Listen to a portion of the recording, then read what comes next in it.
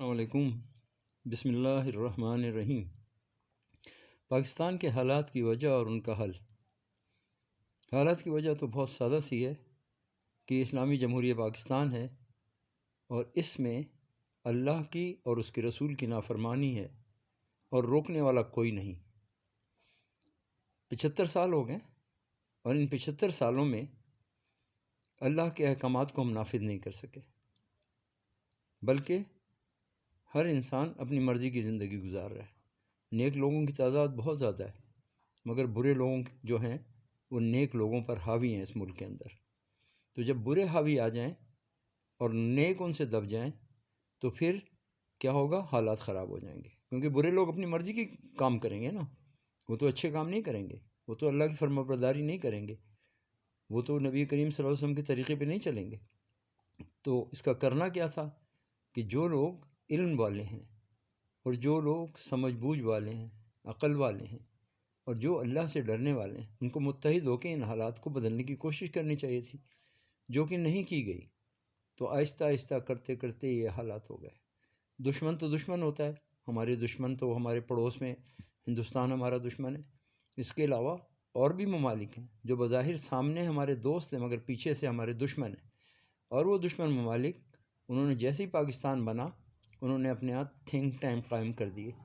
ہم انڈیا نے بھی ایک تھنک ٹینک قائم کیا اور اس میں انہوں نے یہ فیصلہ کیا کہ پاکستان کو ہم نے توڑنا ہے، اور ایک دن پاکستان ٹوٹ گیا۔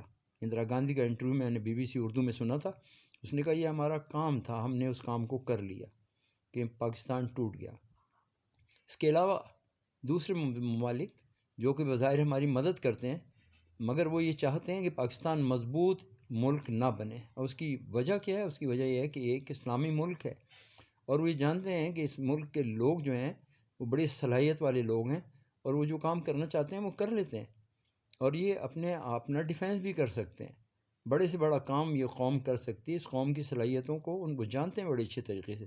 تو انہوں نے اپنی بھرپور کوشش کی کہ اس ملک میں ایک اپنی مرضی کی حکومت قائم کریں، تو جو بھی اس کی مخالفت کرے اس کو وہ ختم کر دیں۔ سب سے پہلے لیاقت علی خان شہید ہوئے اور ان کی شہادت کی وجہ یہی تھی کہ انہوں نے اس ملک کی بات نہیں مانی، جب نہیں مانی تو شہید کر دیے گئے۔ تو اسی طریقے سے آگے بھی ہم چل کے دیکھتے ہیں کہ جس نے بھی ہمارے ملک کے وہ لوگ جو مضبوط ہونے والے تھے، جیسے بریگیڈیئر TM، اگر وہ ایک وقت میں پاکستان کے سربراہ بند تھے، پاکستان میں کام کرنا چاہتے، آرمی کو مضبوط کرتے مزید، تو انہیں پہلے ہی دونوں پیراشوٹ نہیں کھلے۔ ایسا نہیں ہوتا ایک پیراشوٹ کھلے اور دوسرا نہ کھلے، دوسرا تو اسی لیے رکھا جاتا ہے کہ ایمرجنسی میں اسے کھولا جائے، تو دونوں پیراشوٹ نہیں کھلے اور وہ شہید ہو گئے۔ اور اسی طریقے سے ہمارے ذوالفقار علی بھٹو صاحب، وہ بھی انہوں نے پاکستان کے لیے بڑا کام کیا تھا کہ انہوں نے نیوکلیر پاور بنائی پاکستان کو۔ تو جب پاکستان نیوکلیر پاور بن گیا تو بھٹو صاحب کو اس کی سزا دی گئی اور انہیں قید کیا گیا اور ان کے خلاف فیصلہ آیا، اور کوئی بھی اس کو نہیں روک سکا۔ عوام اپنی جگہ رہی، عوام نے بھی کچھ نہیں کیا، حالانکہ وہ بہت پاپولر لیڈر تھے، عوام ان سے محبت کرتی تھی، مگر نکلا کوئی بھی نہیں اپنے گھر سے، اور انہیں پھانسی ہو گئی۔ انہیں جب جیل میں بند کیا گیا اس وقت بھی نہیں لوگ نکلے، لوگوں نے کوشش ہی نہیں کی۔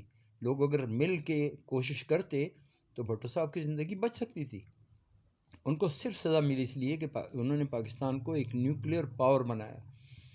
اس کے بعد بے نظیر بھی پاکستان کو اچھا مضبوط پاکستان بنانا چاہتی تھی مگر اسے بھی مروا دیا گیا۔ اس کے بعد جناب ضیاء الحق صاحب کو بھی یہی ہوا کہ ضیاء الحق جو ہے انہوں نے پاکستان کے لیے بہت کام کیا، پاکستان کے ڈیفنس کے لیے کام کیا، انہوں نے افغانستان کی بھی بہت مدد کی، افغانستان کے ڈیفنس کے لیے بھی کام کیا۔ تو ان کے سارے کام ان کی نظر میں تھے۔ انہوں نے پاکستان کے لیے اسلحہ بھی کافی جمع کر لیا تھا جو اوجڑی کیمپ رسالپور میں رکھا ہوا تھا۔ تو وہ ملک دیکھتے رہتے ہیں کیونکہ ان کے ٹاؤٹس جو ہیں وہ یہاں رہتے ہیں اور وہ ٹاؤٹس یہاں بیٹھے رہتے ہیں اور وہ ایک ایک خبر ان کو پہنچاتے ہیں، کیونکہ وہ ان کو پلانٹ کیا جاتا ہے۔ جب وہ پلانٹ کر دیے جاتے ہیں تو ان کو پیسے ملتے ہیں، اس کے باقاعدہ اس کام کے پیسے ملتے ہیں کہ وہ ایک ایک آرمی کی بھی اور سول کی بھی ہر لیڈر کی خبر پہنچائے۔ اور اب تو بڑا آسان ہو گیا ہر ایک کی اس پہ نظر رکھنا، کیونکہ جس کے پاس بھی موبائل فون ہے اس کی ساری زندگی کے حالات، اس کی پوری فیملی کی معلومات گوگل اور فون کے ذریعے جو ہے یہ سب پہنچ جاتے ہیں۔ اسمارٹ فون کا تو کام ہی ہے۔ اسمارٹ فون میں کیا ہے کہ ساری کی ساری باتیں آپ کی ایک ایک بات ریکارڈ ہو رہی ہے اس کے اندر. آپ کی آواز بھی وہ پہچانتا ہے، آپ کی شکلیں بھی سب کی پورے خاندان کی پہچانتا ہے. وہ کوئی بات اس سے چھپی بھی نہیں ہے. رات میں اگر اس کا کیمرہ بند بھی ہو تب بھی یہ تصویریں بنا رہا ہوتا ہے اور آپ کی آوازیں سن رہا ہوتا ہے. اس لیے یہ ساری انفارمیشن تو جا رہی ہوتی ہے. ہم نے تو کوئی ایسی چیز نہیں بنائی، نہ ہم نے گوگل بنایا، نہ ہم نے فیس بک بنائی، نہ ہم نے یوٹیوب بنائی، نہ ہم نے ٹویٹر بنایا، نہ ہم نے کمیونیکیشن. پوری دنیا میں کمیونیکیشن کے اوپر جو قبضہ ہے وہ تو انہی لوگوں کا ہے جو پاکستان کو ایک کمزور ملک دیکھنا چاہتے ہیں، پاکستان کو مضبوط ملک نہیں دیکھنا چاہتے. ان کی تو ہمیشہ سے کوشش رہی ہے کہ پاکستان مضبوط نہ ہو. اور پوری اسلامی دنیا میں پاکستان ایک ایسا ملک ہے جو کہ مضبوط ہوا تھا، جس کے لیے لوگوں نے قربانیاں دیں. ڈاکٹر عبدالقدیر صاحب نے کتنی بڑی قربانی دی، مگر وہ بیچارے کتنی مشکل حالات میں زندگی گزار کے گئے. قوم نے ان کی قدر نہیں کی. قوم نے تو کی، عام لوگوں نے تو کی. اس کا تو وہ کہتے تھے، برملا اظہار کرتے تھے کہ قوم نے تو میری قدر کی، مگر وہ دوسرے لوگ تھے جنہوں نے کہ قدر نہیں کی میری. اور وہ لوگ کون تھے؟ وہی لوگ تھے جو کہ باہر والوں کا آرڈر مانتے تھے. انہوں نے ان کے آرڈر کو مانا اور اس کی وجہ سے ڈاکٹر عبدالقدیر خان جو ہے وہ پریشانیوں کا شکار رہے. تو جو بھی اس ملک کا ہمدرد ہوگا، جیسے جنرل سرفراز تھے، وہ آئندہ آتے تو پاکستان کی فوج کو اور مضبوط کرتے، پاکستان کا ڈیفنس اور مضبوط ہوتا. تو پہلے ہی دنیا سے رخصت کر دیا گیا انہیں. اسی طریقے سے جو بھی آئے گا، ضیاء الحق کے ساتھ کتنے ہمارے جو فوج کے افسران جو تھے ان کو شہید کر دیا گیا. تو یہ باقاعدہ باہر بیٹھے ہوئے ممالک ہیں جو کہ ہمیشہ سے پاکستان جب سے بنا ہے اس وقت پاکستان پہ اپنی مرضی کے لوگوں کو لے کے آتے ہیں، اور وہ ان کو وزیر اعظم بھی بناتے ہیں اپنی مرضی کے لوگوں کو، صدر بھی بناتے ہیں اپنی مرضی کے لوگوں کو، اور اپنی مرضی کی حکومت ہوتی ہے، اپنی مرضی سے کام کرتے ہیں. تھوڑی سی امداد دے دیتے ہیں دکھانے کے لیے کہ یہ آپ کی امداد ہے، مگر وہ رکھنا چاہتے ہیں ہمیں کمزور. وہ ایک مضبوط پاکستان کو نہیں دیکھنا چاہتے. تو جو بھی کوئی شخص جو اس ملک کا ہمدرد ہوگا اور اس ملک کے لیے کوئی بڑا کام کرنا چاہے گا تو اسے دنیا سے رخصت کر دیا جائے گا، اس کی کوئی زندگی نہیں ہوگی. اس لیے پاکستان میں صرف پاکستان کے عوام جب اس چیز کو سمجھیں گے اور وہ متحد ہو کر یہاں سے ان لوگوں کو نکالیں گے جو ٹاؤٹس ہیں، ان کو بھی پہچانیں گے، ان کو بھی نکالیں گے، اور جو وہ ملک ہے اس کو بھی کہیں گے کہ بھئی اس کو صاف صاف بتا دیا جائے ان ممالک کو جو کہ پاکستان کے خلاف کام کرتے ہیں کہ بھئی آئندہ ہمارے وہاں پھر آپ کی گنجائش نہیں ہے، ہمارے ہاں آپ کی گنجائش نہیں ہے. اگر آپ ہمارے ساتھ یہی سلوک جو آپ کر رہے ہیں کہ اپنی مرضی کا حکمران جب سے پاکستان بنائے لا رہے ہیں اور ہمارے حالات کو ٹھیک نہیں ہونے دیتے آپ، تو پھر ہمیں آپ کی ضرورت نہیں ہے، پھر آپ یہاں سے نکلیں. ہمیں ضرورت نہیں ہے آپ کی، آپ پھر ہمیں چھوڑ دیں، ہمیں ایک انڈیپینڈنٹ اسٹیٹ بن کے کام کرنے دیں. ہم ہر کام آپ کی مرضی کا کریں، ہمارے اوپر آپ مسلط کرتے ہیں لوگوں کو، تو ہماری کوئی زندگی نہیں. ہمارے لوگوں کا حال دیکھیں، نہ ان کے پاس پراپر ایجوکیشن لوگوں کے پاس ہے، نہ ان کی صحت ہے، نہ ہماری کوئی فارن پالیسی بھی انہی کے تحت ہوتی ہے. جو وہ کہتے ہیں وہ ہماری فارن پالیسی ہوتی ہے. انٹرنل افیئرز بھی ان کے تحت ہوتے ہیں، ان کے ہی لوگ بیٹھے ہوئے ہوتے ہیں، وہی ملک کو چلا رہے ہوتے ہیں. تو اس لیے بہت ضروری ہے پاکستان کے عوام اس چیز کو سمجھیں، ان حالات کو سمجھیں، اور سب سے بڑی بات یہ ہے کہ اللہ کی طرف رجوع کریں. جب تک پاکستان میں لوگ حضور نبی کریم صلی اللہ علیہ وسلم کی پہلی سنت پر نہیں آئیں گے، یعنی سچ بولنا، جب تک سچ بولنا لوگ شروع نہیں کریں گے، جب تک ہمارے ملک کے حالات ٹھیک نہیں ہوں گے. جو سب سے پہلی چیز ہے وہ سچ بولنا ہے. جو حضور صلی اللہ علیہ وسلم کی پہلی آج ہماری زندگی میں ہم کہتے ہیں حضور سے محبت کرتے ہیں، آج حضور کی پہلی سنت بھی ہماری زندگی میں نہیں ہے. کیا ہے ہماری زندگی میں کہ حضور کی پہلی سنت نہیں ہے؟ اللہ پاک فرما رہے ہیں قرآن میں خود، یا ایھا الذین آمنوا اتقوا اللہ وقولوا قولا سدیدا، اے ایمان والو سیدھی سچی بات کیا کرو. اللہ قرآن میں کہہ رہے ہیں، اللہ نے یہ آیت اتاری ہے، یہ مسلمانوں کے لیے ہے. اے ایمان والے، ایمان والی کون ہے؟ مسلمان ہیں. اے ایمان والو سیدھی سچی بات کیا کرو. پھر میں کیا کروں گا؟ اللہ کہہ رہے ہیں یصلح لکم اعمالکم، میں تمہارے اعمال کو ٹھیک کر دوں گا، ورنہ اعمال ٹھیک نہیں ہوں گے. اللہ نے شرط لگائی ہے، سچ بولو گے تو اعمال ٹھیک ہوں گے. یصلح لکم اعمالکم ویغفر لکم ذنوبکم، تو گناہ معاف ہوں گے. آپ کرتے رہیں، نمازیں بھی پڑھتے رہیں، حج بھی کرتے رہیں، زکوٰۃ بھی دیتے رہیں، عمرہ بھی کرتے رہیں، سارے نیکی کے کام کرتے رہیں، مگر آپ منافق ہیں، سچ نہیں بولتے. جو سچ نہیں بولتا وہ منافق ہوتا ہے. اس کی بات میں، اس کے قول اور فعل میں تضاد ہوتا ہے. وہ کہتا کچھ ہے، وہ کرتا کچھ ہے. بظاہر وہ آپ کو نظر آئے گا کہ بہت اللہ والا بھی نظر آئے، مگر اندر سے وہ وہی ہوگا، اپنی مرضی کے کام کر رہا ہوگا. کاروبار کر رہا ہو، کاروبار میں اس کے جھوٹ ہوگا. اگر وہ دفتر میں کام کر رہا ہوگا، دفتر میں جھوٹ ہوگا. سیاست کر رہا ہوگا، سیاست میں جھوٹ ہوگا. منافق، نام کا مسلمان ہوگا تو اللہ ایسے لوگوں کو پسند نہیں کرتے. نہ دنیا میں ان کے لیے ہدایت ہے، نہ وہ اللہ کا دیدار کر سکیں گے، نہ انہیں جنت ملے گی. سمجھ لے دنیا آخرت انہوں نے اپنی سب خراب کر لی. تو اس لیے اس دنیا میں رہتے ہوئے دو باتوں کا ہم نے ضرور خیال رکھنا ہے کہ یا ایھا الذین آمنوا اتقوا اللہ، اے ایمان والو اللہ سے ڈرو، اور اللہ کے پھر اللہ ہمارے حالات کو ٹھیک کر دیں گے. یا ایھا الذین آمنوا اتقوا اللہ وقولوا قولا سدیدا، اور سچی بات کیا کرو. تو اللہ کیا کریں گے؟ یصلح لکم اعمالکم، ہمارے اعمال کو ٹھیک کر دیں گے. ویغفر لکم ذنوبکم، ہمارے گناہوں کو معاف کر دیں گے. اور اللہ پاک نے پھر فرمایا یا ایھا الذین آمنوا اتقوا اللہ وکونوا مع الصادقین، اور سچوں کا ساتھ دو.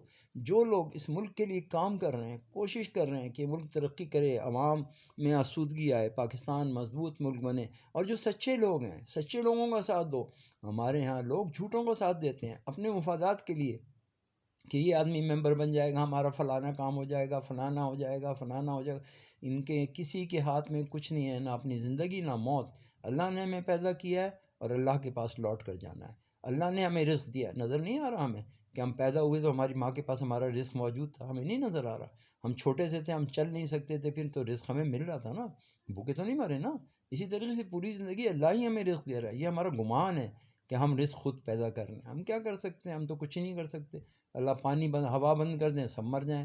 پانی نہ ہو، جو کہ اللہ نے ایک نظام چلایا ہے اور انسان اس نظام کو خراب کر رہا ہے. جو جتنے زیادہ ترقی یافتہ ملک ہیں، جن کو ہم کہتے ہیں بہت مہذب قومیں ہیں، انہوں نے سب سے زیادہ اس دنیا کا نقصان کیا ہے. انڈسٹریلائزیشن ہوئی، جو کارخانے لگے، ان کارخانوں سے سارے کا سارا اس کو جو نکلتا ہے فضلہ، ان کی اس سے تابکاری پھیلتی ہے، کاربن ڈائی آکسائڈ پھیلتی ہے، اوزون کی لیئر ڈیمیج ہوتی ہے. تو ساری تباہی کی ذمہ دار انڈسٹریلائزڈ نیشن ہے، جنہوں نے کہ اب کہتے ہیں کہ گرین انرجی اور گرین کی اب باتیں کرتے ہیں. جب آپ نے تباہ کر دیا پہلے تو ساری فضا کو، سمندر تک میں اٹامک جو بچتا ہے فضلہ وہ سمندروں کے اندر ہے، وہ نقصان پہنچا رہا ہے ہماری آبی حیات، یعنی رزق کو بھی خراب کر رہے ہیں لوگ. ہر چیز میں خرابی پیدا کر دی. اور یہ سب وہ لوگ ہوتے ہیں جو دنیا سے محبت کرتے ہیں. جب تک ہم دنیا سے محبت کرتے رہیں گے اور اپنے اللہ اور رسول سے محبت نہیں کریں گے، ہمارا بھی یہی حال ہوگا. کس وقت ہماری زندگی ختم ہو جائے، کب ہماری جان چلی جائے، کوئی پتہ ہے ہمیں پتہ ہے. یہ صحت سے کچھ نہیں ہوتا. صحت 1 منٹ میں دل بند ہو جاتا ہے، اور دنیا سے ایکسیڈنٹ ہو جاتا ہے، دل بند ہو جاتا ہے، ڈوب جاتا ہے. 1000 طریقوں سے موت آتی ہے انسانوں کی. ضروری تھوڑی کہ ہم بیمار ہوں یا بوڑھے ہوں تو ہم مریں گے. ہم تو جوانی میں بھی مر سکتے ہیں. ایک بچہ، 1 دن کا بچہ، 1 گھنٹے کا بچہ بھی مر سکتا ہے، اور 100 سال کا بوڑھا بھی زندہ رہ سکتا ہے. تو زندگی اور موت تو اللہ کے ہاتھ میں ہے نا.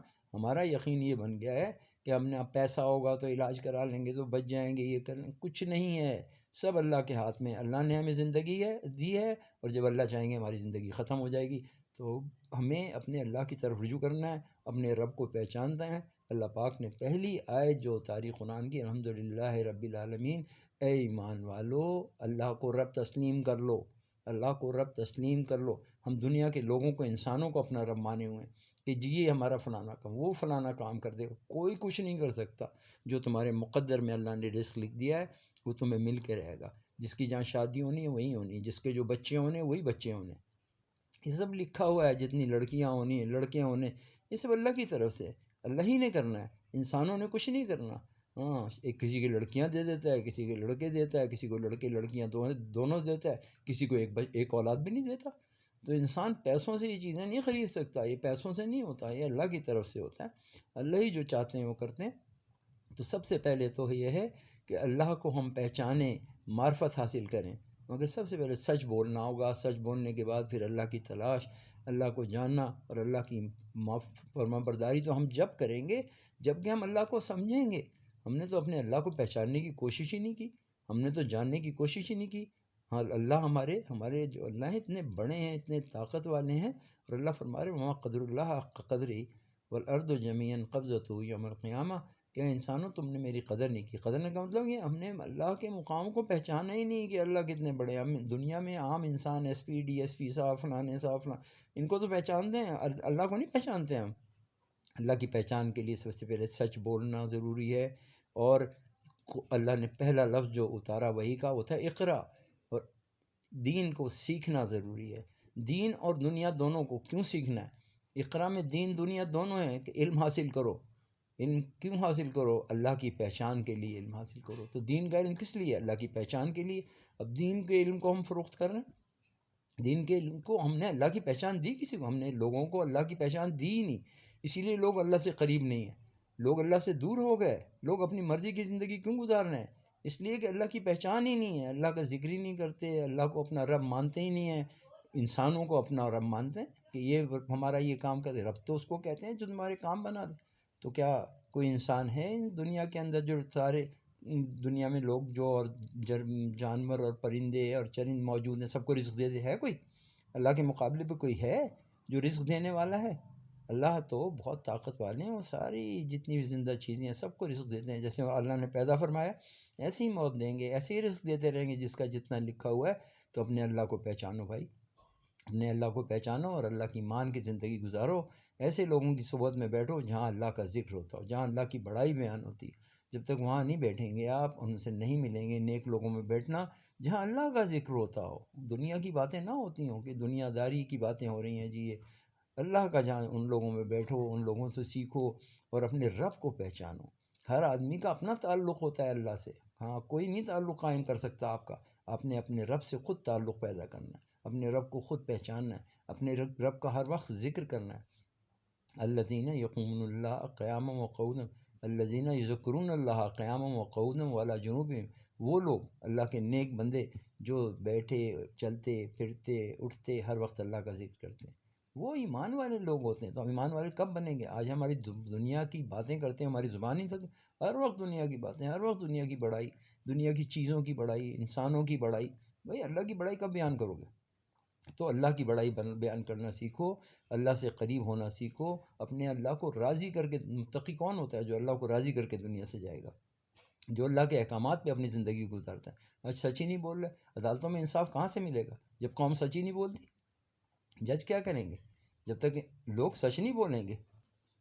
جب تک سچ نہیں بولیں گے خالص دودھ مارکیٹ میں نہیں آئے گا، جب تک سچ نہیں بولیں گے تمہیں پتہ نہیں چلے گا کتے کا گوشت کھا رہے ہو یا بکری کا گوشت کھا رہے ہو، جب تک سچ نہیں بولو گے تو تمہیں پتہ نہیں چلے گا مردہ مرغی تھی یا زندہ مرغی تھی، جب تک سچ نہیں بولے گے نہ تمہیں کھانے کو صحیح ملے گا، نہ تمہیں پہننے کو صحیح ملے گا، نہ تمہاری زندگی میں خوشیاں آئیں گی، یہ جعلی خوشیاں۔ اس شادی میں جو لاکھوں روپے خرچ کرتے ہو اور پڑوسی بھوکے ہوتے ہیں تمہارے، لاکھوں لاکھوں انسان، اس وقت 4 کروڑ انسان بغیر چھت کے اس ملک کے اندر بھوکے ہیں، لوگوں کے پاس کھانے کے لیے نہیں ہے، 30 35 40 ہزار کی حیثیت نہیں ہے، نہ وہ مکان کا کرایہ دے سکتا ہے، نہ وہ اپنے بچوں کو روٹی کھلا سکتا ہے، نہ وہ ٹرانسپورٹ کے لیے کہہ سکتا ہے، نہ بچوں کی تعلیم دے سکتا ہے، نہ وہ علاج کرا سکتا ہے، چیزیں اتنی مہنگی ہو چکی ہیں۔ تو ہمیں تو اللہ کا ڈر ہے ہی نہیں، ہم اپنے بچوں کی شادیوں میں اتنا پیسہ لٹاتے ہیں اور اپنی خوشیوں کے لیے برتھ ڈے ہو رہی ہے یہ اس میں لاکھوں روپے خرچ کر دیتے ہیں، ان غریبوں کو تو سوچنا چھوڑ دیا ہم نے۔ اللہ کے رسول صلی اللہ علیہ وسلم کے زمانے میں مسجد نبوی میں کھجوریں ہوتی تھیں، اور مسجد میں کھجوریں تنے سے بندی ہوتی تھیں کھجور کے، اور وہاں سے لوگ جس کی ضرورت ہوتی لے جاتا تھا، مانگنے کی بھی ضرورت نہیں پڑتی تھی۔ آج مسجدوں میں یہ رواج ختم ہو گیا، یہ سنت زندہ کرنی ہے دوبارہ، ہر مسجد میں کھجوریں ہونی چاہیے، ہر مسجد سے کھجوریں دینی تاکہ ہمارے ملک میں کوئی بھوکا نہ رہے، سب کو کھانے کے لیے کم از کم کھجور تو نصیب ہو جائے یار، اور کچھ نہیں دے رہے ہیں تو کھجور تو مل جائے۔ کھجور ایک ایسی خوراک ہے جس سے انسان کو انرجی ملتی ہے، بچہ بھی کھائے گا، بوڑھا بھی کھائے گا، عورت بھی کھائے گی، مرد بھی کھائے، سب کھائیں گے اس کو۔ تو مسجدوں میں ایک تو تمام جتنے بھی ہمارے علماء کرام ہیں لوگ ہیں، مسجدوں میں کھجوریں رکھے، لوگوں سے جو اتنا چندہ آتا ہے اس میں سے لوگوں کے لیے پیکٹ بنائیں چھوٹے چھوٹے، اور جس کی جتنی ضرورت ہے سب کو کھجوریں تقسیم کریں۔ وہی مسجد میں جو لینے آئے، جو نماز پڑھنے آئیں گے لوگ تو مسجد سے لے کے جائیں گے اور اپنے بچوں کو کھلائیں گے، بیوی کو، کیوں بھوکا تو کوئی نہیں رہے گا۔ آج اس منہ میں بھوک ہے، افلاس ہے، اور ہم اپنے آرام سے بیٹھے ہوئے ہیں، ہم وہ کام نہیں کر رہے کہ اللہ نے جو کہا ہے قرآن کے دوسرے صفحے کہ ایمان والے اور متقی لوگ کون ہوتے ہیں، کہ ہم وہ کام کر لیں۔ الف لام میم ذالک الکتاب لا ریب فیہ ھدی للمتقین الذین یؤمنون بالغیب ویقیمون الصلاۃ ومما رزقناہم ينفقون ومما رزقناہم ينفقون، جو ہم نے دیا اس میں سے وہ خرچ کرتے ہیں۔ بھائی لاکھوں کروڑوں اربوں روپے ہیں، مسجدوں کے فنڈ بھی اتنے آتے ہیں بہت سے کو، اور انسانوں کے پاس، پاکستان میں لوگوں کے پاس پیسے کی کمی نہیں، امیر طبقہ بہت زیادہ ہے پاکستان کے اندر، مگر وہ پیسے ان کی جیبوں میں ہیں۔ حکومت کے پاس پیسہ نہیں، حکومت کا پیسہ تو جہازوں میں بھر کے باہر چلا گیا، کہاں ہے حکومت کے پاس؟ لوگ لے گئے یہاں سے، کوئی شپ میں لے گیا، کوئی جہاز میں لے گیا، کوئی کیسے لے گیا، ابھی بھی اسمگل ہو رہا ہے۔ کوئی اسمگلنگ پہ کنٹرول ہے ہمارے ملک میں؟ کوئی کنٹرول نہیں ہے، یہ ڈالرز جا رہے ہیں باہر، کوئی روکنے والا ہے؟ کوئی بھی روکنے والا نہیں۔